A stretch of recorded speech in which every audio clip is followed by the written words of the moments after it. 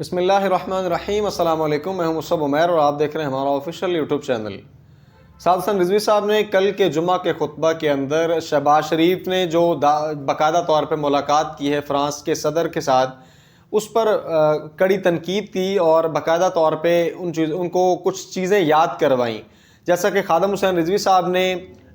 جو بھی جملے اور جو کلمات اپنے منہ سے ادا کیے تھے وہ سارے کے سارے منون جو ہے وہ پورے ہوئے۔ اور اس پر اسی طرح سے مفتی حسن رضا نقشبندی صاحب جو کہ تحریک لبیک پاکستان کے رہنما ہیں، انہوں نے بھی جمعہ کے خطبہ کے دوران باقاعدہ قرآن و حدیث کی روشنی میں ایک گستاخ کے بارے میں مکمل گفتگو کی اور اس پر ریئیکٹ کیا کہ جو فرانس کا باقاعدہ طور پہ صدر ہے وہ تو ظاہری بات ہے گستاخ ہے اور اس نے گورنمنٹ کے فورم پہ گستاخی کی ہے۔ ہمارے پرائم منسٹر کا جا کے اس کو ملنا یہ قطعی طور پہ کسی صورت بھی قابل قبول نہیں۔ اس پر سعد حسین رضوی صاحب کا بھی سخت موقف آیا اور مفتی حسن رضا نقشبندی صاحب کا بھی موقف آیا۔ ایک ایسا ملک جو اسلامک سٹیٹ ہے، ایک ایسا ملک جو اسلامی جمہوریہ پاکستان کا نام کلیم کرتا ہے، ایک ایسا ملک جس میں صدر اور وزیر اعظم کا مسلمان ہونا ضروری ہے، اس ملک کا وزیر اعظم اٹھے اور پوری دنیا کے 256 ممالک کو چھوڑ کے ایک ایسے گستاخ کو جا کے سینے سے لگائے جس بدبخت انسان نے رسول اللہ صلی اللہ علیہ وسلم کی گستاخی نہ صرف اپنی سطح پہ بلکہ انٹرنیشنل لیول پہ اور گورنمنٹ کے فورم پہ باقاعدہ طور پہ کی۔ بنیادی بات یہی ہے کہ غیرت ایمانی جو ہے وہ نہ ہونے کے برابر ہے، اور جو لوگ بھی ان گستاخوں کو سینے سے لگائیں گے انہیں عزت کہاں ملنے والی۔ اس سے پہلے نون لیگ کا جو حال، اس سے پہلے جو مریم نواز اور میاں نواز شریف نے جنیوا کا دورہ کیا یا سوئٹزرلینڈ رہے یا مریم نواز کے علاج کی غرض سے باہر گئے، ان کے ساتھ جو عوام کا عمومی طور پہ جو ان کے ساتھ ان کی عزت افزائی لوگوں نے کی، یہ سب کے سامنے ہے۔ سیم ایز اس جو عطا تارڑ یہاں پہ بڑھ کے مارتے ہیں، انہوں نے باہر وزٹ کر کے دیکھا ہے لندن میں ہی، جب یہ نواز شریف اور مریم نواز صاحبہ کو پاس گئے تھے تو ان کے ساتھ جو عوام نے سلوک کیا ان کو یاد ہونا چاہیے۔ اسی طرح سے مریم اورنگزیب کے ساتھ جو سلوک کیا گیا، اسی طرح سے قاضی فائز عیسیٰ کے ساتھ جو سلوک کیا گیا، یہ لوگ جو ختم نبوت پہ ہاتھ ڈالنے والے ان کے ساتھ اسی دنیا میں کوئی زیادہ لمبا چوڑا ڈیفرنس اور زیادہ لمبا چوڑے کہہ لیں انتظار کی ضرورت بھی نہیں پڑی۔ اللہ تعالیٰ نے فوری ان کو دکھا دیا ان کی حیثیت اوقات کیا ہے۔ یہ سیٹوں پہ براجمان بھی ہیں، اس کے باوجود دنیا کے کسی خطے میں جاتے ہیں اوورسیز پاکستانی ان کو نہیں چھوڑتے، ان کو ذلیل کرتے ہیں۔ ان کے وزیر دفاع جو خواجہ آصف صاحب ہیں وہ باہر گئے لندن میں کھانا کھاتے ہوئے، ان کو گھیر لیا عوام نے اور باقاعدہ طور پہ انہوں نے ذلیل کیا۔ تو کہنے کا مطلب یہ ہے اور مدعا یہ ہے کہ ان کی گورنمنٹ کے اندر رہ کے پرفارمنس کیسی ہے یہ ایک بات کی ڈیبیٹ ہے، یہ پرفارم کر پا رہے ہیں نہیں کر پا رہے یہ ایک بات کی ڈیبیٹ ہے، یہ مینڈیٹ چور ہیں یہ ایک بات کی ڈیبیٹ ہے، یہ مینڈیٹ ان کا بنتا نہیں تھا، انہوں نے ناحق حکومت پہ جو ہے مسلط ہیں ہم پہ، یہ ایک الگ ڈیبیٹ ہے۔ لیکن بات یہ ہے کہ یہ بنیادی طور پہ رسول اللہ کی ناموس پہ پہرا دینے والوں کے خلاف کھڑے ہوتے ہیں۔ انہوں نے جو کچھ کیا ہے ڈیفینیٹلی اب شہباز شریف کا پاکستانی گورنمنٹ کا نمائندہ بن کے فرانس کے صدر کو ملنا کیوں ضروری ہے؟ کیا ہم اس کو نہیں ملیں گے تو ہمارا کیا نقصان ہو جائے گا؟ اس سے پہلے عمران خان صاحب کا موقف بھی اس معاملے میں آپ کو پتا ہے، جو فیض آباد میں دھرنا ہوا تھا تحریک لبیک کی طرف سے، وہاں تحریک لبیک کا مطالبہ تھا فرانس کے سفیر کو نکالا جائے۔ تو بھائی ایک مذہبی طبقہ، ایک بڑی جماعت، ملک کی تیسری بڑی جماعت، وہ اٹھ کے ایک معاملے میں ڈیمانڈ کرے تو آپ اس کی بات کو لے لیں، آپ کی اپنی عوام ہے۔ خان صاحب نے بھی اس بات کو پرائیورٹی دی تھی کہ بجائے اس سفیر کو نکالنے کے آپ نے کیا کیا کہ آپ نے فیض آباد میں جو نہتے لوگ تھے ان پہ گولیاں برسا دی۔ اس کے بعد خان صاحب کو خمیازہ بھگتنا پڑ رہا ہے اور یہ انہی چیزوں کی سزا مل رہی ہے کہ جو عاشقان رسول پر گولیاں برسائی گئیں۔ آج بنیادی طور پہ کہا، اور خان صاحب کی سٹیٹمنٹس موجود ہیں کہ خان صاحب نے کہا تھا کہ جی اگر فرانس کے سفیر کو نکالیں گے بھی ان کو کوئی فرق نہیں پڑے گا، تو بھائی پھر آپ نے نکالا کیوں نہیں؟ آپ نکال دیتے۔ تو بنیادی طور پہ مفتی حسن رضا نقشبندی صاحب کے تو الفاظ بھی بڑے سخت تھے اور انہوں نے باقاعدہ لان تان کی اس سارے معاملے میں۔ اور دیکھا جائے تو ڈاکٹر شہباز گل صاحب جو امریکہ کے اندر جو ہے مقیم ہے اور باقاعدہ طور پہ وہیں سے بھاشن دیتے ہیں پوری پی ٹی آئی کو بھی اور پوری دنیا کو بھی، اور انہوں نے سعد رضوی صاحب پہ کڑی تنقید کی تھی حالیہ دنوں۔ اس پر ان کی ایک تو درگت بنائی کرن ناز صاحبہ نے، اور انہوں نے چہرہ دکھایا تھا شہباز گل صاحب کو بھی اور ان کی گورنمنٹ کو بھی جو فیض آباد میں انہوں نے ظلم و بربریت کی داستانیں رقم کی تھی، تو اس پر جو منہ توڑ جواب ان کو وہیں سے مل گیا تھا، یہ کافی تھا۔ اس کے بعد شہباز گل صاحب جو باقاعدہ ایک پوری مہم چلا رہے ہیں وہاں بیٹھ کے امریکہ میں کہ جی عسکری مصنوعات کا بائیکاٹ کیا جائے، تو خان صاحب کی لیڈرشپ جو ہے وہ اگر دیکھا جائے بنیادی طور پہ تو سب سے بڑی عسکری جو ہے کہہ لیں آپ مصنوعات میں ٹاپ پہ تو پھر خان صاحب بھی آتے ہیں۔ خان صاحب بھی پروڈکٹ تو اسٹیبلشمنٹ کی ہیں۔ اب یہ ڈیفینیٹلی پی ٹی آئی کے دوستوں کو تو بڑا برا لگے گا، لیکن خان صاحب کو لانچ کرنے والی بھی تو اسٹیبلشمنٹ ہے, خان صاحب کو الیکشن جتوانے والے بھی تو اسٹیبلشمنٹ ہے, خان صاحب کو پرائم منسٹر بنانے والی بھی تو اسٹیبلشمنٹ ہے, اور خان صاحب کے ساتھ اختلافات پھڑے اور جو کچھ کیش ہوا سارے کا سارا بیک گراؤنڈ میں تو پھر اسٹیبلشمنٹ ہی چل رہی تھی. تو وہ بندہ جو جب خود جیل میں تھا تو آکسیجن منہ پہ لگی ہوئی تھی, اور وہ آج تک ویڈیوز پڑھی ہیں آپ منظر عام پہ اٹھا کے دیکھیں کیا ڈرامے تھے, اور کہ مجھے سانس نہیں آ رہا اور مجھے یہ ہو گیا اور مجھے وہ ہو گیا. آج امریکہ میں بیٹھے آپ پنجابی بلاگ میرا سن لو تو میرے آپ اردو میں بلاگ سن لیں, کوئی بات بندہ ریزنیبل کرے اور کوئی ریئلٹی بیسس پہ کرے, گراؤنڈ ریئلٹی کو دیکھتے ہوئے کرتے. ڈی چوک سے بھاگنے والوں کا دفاع کرنا اور ڈی چوک پہ بھاگنے والوں کی کہہ لیں ایک طرح سے کبھی مفاہمت پالیسی میں ان کے حق میں بولنا شروع کر دیتے ہیں, کبھی ان کو بتاتے ہیں کہ لیڈرشپ یہ نہیں ہوتی, لیڈرشپ کیا ہوتی ہے میں بتاتا ہوں. تو امریکہ میں چھپ کے بیٹھ کے ساری باتیں کرنا آسان ہے, ملک میں واپس آئیں, میدان عمل میں آ کے مظاہرہ کریں, پتہ لگ جائے گا ڈاکٹر صاحب آپ کی جو ہے سیاست کا بھی.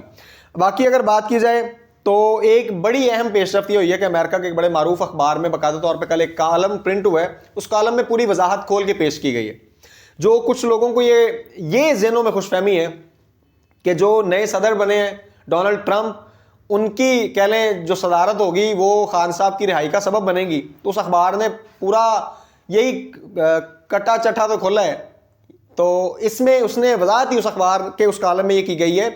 کہ خان صاحب کی مشہوری وہ امریکن کہہ لیں دشمنی کی بنیاد پہ ہے, خان صاحب کی لیڈرشپ وہ ایبسولوٹلی ناٹ پہ ہے, خان صاحب کی جو لیڈرشپ ہے وہ امریکہ کے اگینسٹ جانے پہ ہے, امریکہ کے سامنے اپنی آزادی کے لیے کھڑے ہونے پہ. تو وہ کس طرح توقع کر سکتے ہیں کہ جی ڈونلڈ ٹرمپ جو ہے صدر بننے کے بعد ان کو رہا کروائے گا. تو اس نے اس اخبار کے کالم نے باقاعدہ طور پہ اس سارے پول کو کھول کے دوبارہ لوگوں کے سامنے پیش کیا, حالانکہ یہ چیزیں پہلے بھی کلیئر ہیں. لاسٹ بات ہم ڈسکس کریں گے کہ مولانا فضل الرحمان صاحب کے پیچھے آج کل پھر ساری کی ساری پارٹیاں ہیں. ایک طرف مولانا فضل الرحمان صاحب سے بلاول بھٹو زرداری کی 1.5 گھنٹے کی ملاقات ہے, فیصل وارڈا کی ملاقات ہے, سیم ایز کہ جو مولانا صاحب کے تحفظات ہیں وہ مدارس کے رجسٹریشن کے حوالے سے ہیں کہ وہ جو بل بھیجا گیا تھا صدر صاحب کی طرف, آصف علی زرداری صاحب نے اس پہ جناب سائن نہیں کیا اور اس کو واپس بھیج دیا. تو مولانا صاحب نے تحفظات کا اظہار کیا اور باقاعدہ طور پہ برہمی دکھائی, اور اس پر کل ہمارے جو پرائم منسٹر ہیں جو باقاعدہ طور پہ فرانس کے صدر کو ملنے پہنچے ہوئے تھے, انہوں نے ہی باقاعدہ طور پہ سینے سے لگایا اور کہہ لیں مولانا کو کال کیا اور مولانا سے تحفظات سنے, اور اس کے بعد ریئیکشن کیا دیا ہے. ریئیکشن جناب یہ دیا ہے کہ ہم آپ کے تحفظات دور کرتے ہیں اور مدارس کی رجسٹریشن جو ہے قریب اس کو یقینی بناتے ہیں. مولانا نے 8 دسمبر کا الٹیمیٹم دیا تھا اور 8 دسمبر کو کہا کہ اگر آپ مدارس کی رجسٹریشن 8 دسمبر تک نہیں کرتے تو 8 سے ہم دھرنے کا آغاز کر رہے ہیں. پہلے ہی دھرنوں کی سیاست چل رہی ہے, عمران خان صاحب دھرنے سے پیچھے مڑے ہیں, لیکن انہوں نے اپنے دھرنے کا رخ کر دیا ہے جو باقاعدہ طور پہ سول نافرمانی کی تحریک کی طرف. وہ دھرنے سے پیچھے ہٹ گیا. مولانا فضل الرحمان صاحب نے ان کو دھمکی دی ہے اور یہ مولانا فضل الرحمان کی دھمکی سب پہ حاوی ہے. فیصل وارڈا کی جو ملاقات ہے مولانا سے, اس ملاقات میں کہیں نہ کہیں نون لیگ کو دکھانا ہے کہ اب رخ بدلتا نظر آ رہا ہے, اور مولانا فضل الرحمان کو ساتھ ملا کے پیپلز پارٹی کے تھرو اب اگلا پینل جو ہے وہ چینج کیا جا رہا ہے, اور نئے سال کے آغاز پہ نیا وزیر اعظم آنے والا ہے, اور نئے وزیر اعظم کے جو چانسز ہیں اوبیسلی بلاول بھٹو زرداری کے زیادہ ہیں, اور بلاول بھٹو زرداری جو ہے ان کو باقاعدہ طور پہ اسٹیبلشمنٹ کی آشرواد کے ذریعے سے وزیر اعظم بنایا جا رہا ہے. اور ڈیفینیٹلی یہ پچھلے ولاگ میں بھی چیزیں ڈسکس ہوئی تھیں. پھر چاہتے نہ چاہتے ہوئے نون لیگ کی نمائندگی جو ہے صدارت کے طور پہ ہوگی, اور وہ صدارت جو ہے وہ میاں نواز شریف صاحب کریں گے. اور اگر اب آصف علی زرداری کے پاس صدارت ہے تو نون لیگ کے پاس وزیر اعظم ہے, اور اگر اب وزیر اعظم جو ہے وہ پیپلز پارٹی کو جاتا ہے تو پھر ڈیفینیٹلی صدارت جو ہے وہ نون لیگ کو جائے گی. اور نون لیگ میں صدارت کا میاں صاحب سے بڑا حقدار کوئی نہیں, کیونکہ وزیر اعظم تو وہ نہیں بن سکے کیونکہ وہ 3 دفعہ آلریڈی بن چکے تھے,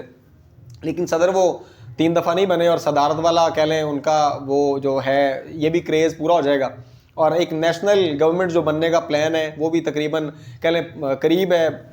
پورا ہونے کے. اور نئی جو حکمت عملی تیار کی جا رہی ہے اس میں تحریک لبیک پاکستان کے اور بھی کئی دوست اور کئی ساتھی جو ہیں وہ باقاعدہ طور پہ پیپلز پارٹی کے قریب ہونے کی کوشش کر رہے ہیں. جیسا پچھلے دنوں اٹک سے 2 لوگوں نے شمولیت اختیار کی ہے پیپلز پارٹی کے اندر, اور اس پر بھی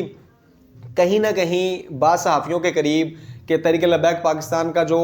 باقاعدہ طور پہ میڈیا سیل ہے وہ کمزور ہے, جس کی بنیاد پہ ان کو ایسے نقصانات کا سامنا کرنا پڑ رہا ہے. پی پی 139 سے اگر بات کی جائے الیکشن کے حوالے سے, تو جو رکن شورا تھے علامہ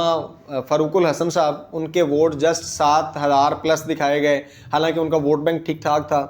वहाँ पे वो तीसरे नंबर पे शो हुए, और जो ऑब्वियसली कैंडिडेट जीता है वो नून लीग का है, सेकेंडली दिखाया गया पीटीआई का, और तीसरे नंबर पे तहरीक लब्बैक पाकिस्तान का। तहरीक लब्बैक पाकिस्तान का क्लेम है कि उनके ठीक ठाक वोट चुराए गए हैं, लेकिन ज़राए के मुताबिक जो हमें खबरें मौसूल हो रही हैं उसके मुताबिक उस पूरे इलाके और उस एरिया के अंदर जहाँ पे ये बलदियाती इलेक्शन हो रहा था वहाँ पे बाकायदा तौर पे कंपेन के अंदर भी कहीं ना कहीं तहरीक लब्बैक कमज़ोर थी, और जितनी कंपेन पीटीआई की या नून लीग की नज़र आ रही थी, बैनर्स, फ्लेक्सेस और ख़र्चा, वह उतना तहरीक लब्बैक की तरफ से नहीं किया गया। अल्लामा फ़रूक़ुल हसन साहब ने भी बाकायदा तौर पे कुछ वीडियोस और कुछ सबूत फराहम किए हैं जो धांधली के सबूत हैं। तो इससे ये बातें क्लियर होती हैं कि नून लीग की पिछली हुकूमत भी धांधली की बुनियाद पर बैठी हुई है, और जो 8 फरवरी के इलेक्शन के बाद आज तक मुल्क पे मुसल्लत हैं, तो इन बलदियाती इलेक्शन में अगर कोई सबूत मिल भी जाता है तो उस पर कौन सा कोई फैसला होने वाला है। जो फॉर्म 47 की पैदावार हुकूमत है वो किस तरह से चीज़ों को लेकर चल सकती है। बात को हम ख़त्म करते हैं इस नोट के साथ कि 2 मुतालबात हैं खान साहब के जो कि नाम माने जाने वाले हैं, और दोनों मुतालबात, पहला ये है कि आप एक आज़ाद बेंच बनाएं, सुप्रीम कोर्ट के अंडर काम करें, तहकीकात करें 9 मई के वाक़े की और 26 नवंबर के वाक़े की, और सेकंड, तमाम सियासी कैदियों को रिहा किया जाए इमरान खान साहब समेत। ये दोनों नामुमकिन है। तो 14 दिसंबर से बाकायदा तौर पे खान साहब की सिविल नाफरमानी की तहरीक का ऐलान है। देखें आने वाले वक्त में मज़ीद हालात किस तरफ जाते हैं। अपना ख्याल रखिएगा। आइंदा मिलेंगे इंशाल्लाह एक नई व्लॉग के साथ। तब तक के लिए अस्सलाम वालेकुम।